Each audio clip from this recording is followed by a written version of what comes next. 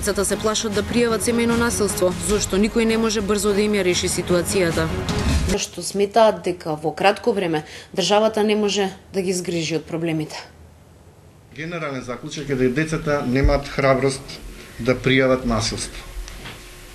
Тие се исплашени и се чувствуваат немотно, и најчесто децата жртви се плашат да ги пријават своите родители како насилници, бидејќи се доведува во прашање нивната иднина, сигурност и смета дека подобро е да бидат изложени на постојано семејно насилство, отколку да бидат жртви на институционална нефункционалност.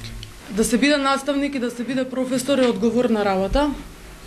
Требало, значи, повеќе да се води сметка стручната служба во училиштата да ги детектира проблемите на децата. Дали станува збор за семејно насилство да се детектира, дали станува збор за емотивна негрижа и така натаму. На таков начин ќе можеме да влијаеме и селективно да делуваме. Би сакала да ги потекнам сите деца слободно да можат да се јават на СОС телефонот 0800 1 22 22, не само за да пријават насилство, туку да се информираат, да се заштитат и да бидат своји.